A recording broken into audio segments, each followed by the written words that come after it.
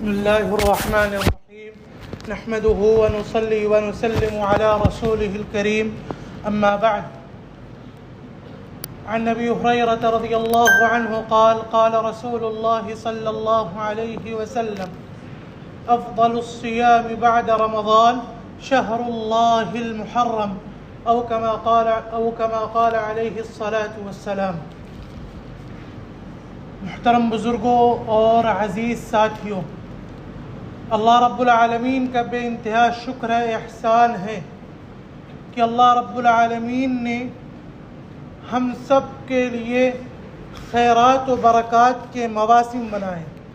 ہم نے رمضان کے روزے رکھے، اس کے ما بعد شوال کے 6 روزے آ گئے، وہ رکھ کر ہم فارغ ہوئے تھے کہ اللہ رب العالمین نے ہمیں ذی الحجہ کے 10 دن دیے، یعنی پورا ایک عشرہ دیا، جس کی خیرات و برکات، جس کی فضیلت سے آپ واقف ہیں۔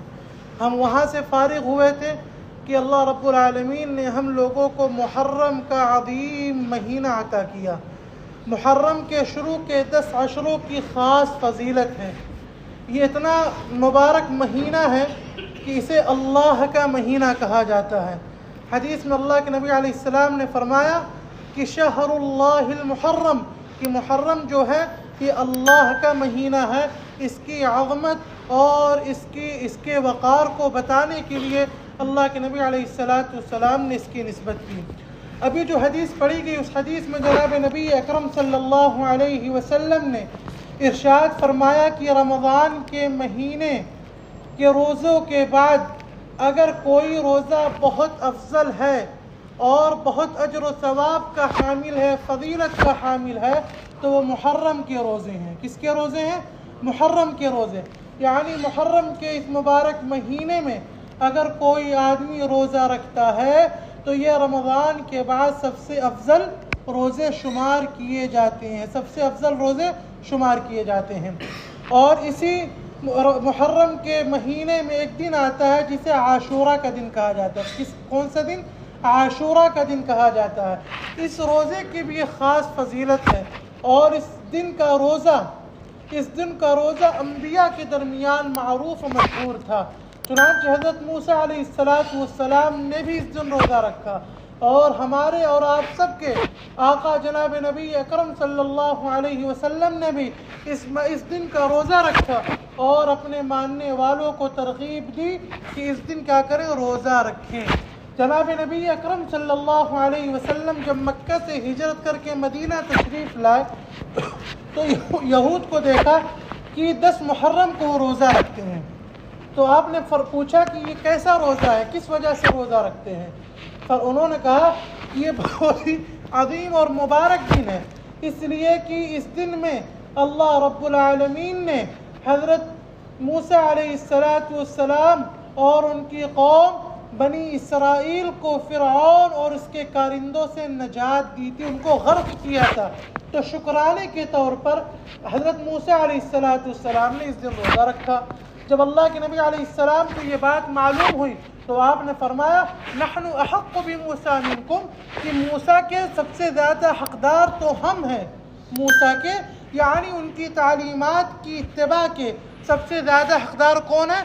ہم مسلمان ہیں، جو ان پر بھی ایمان رکھتے ہیں اور اللہ کے نبی علیہ السلام پر بھی ایمان رکھتے ہیں۔ اور حدیث مبارک میں آتا ہے کہ جب تک رمضان کے روزے فرض نہیں ہوئے تھے، اللہ کے نبی علیہ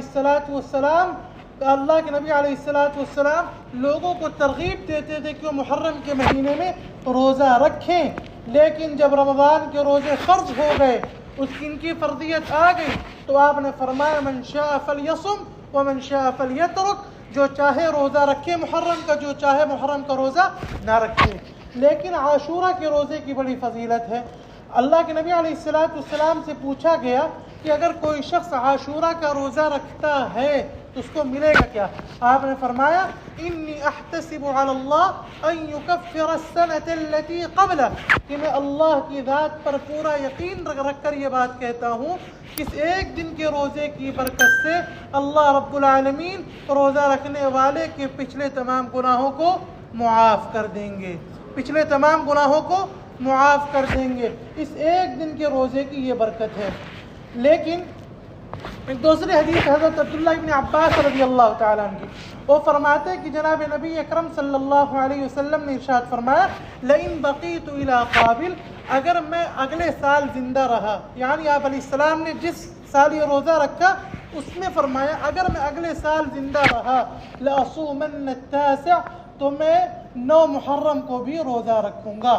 تو اس لیے مستحب عمل یہ ہے کہ آپ صرف 10 محرم کا روزہ نہ رکھیں، 9 10 کا رکھیں یا 10 اور 11 کا رکھیں۔ کیوں؟ تاکہ یہود کے ساتھ مشابہت لازم نہ آئے۔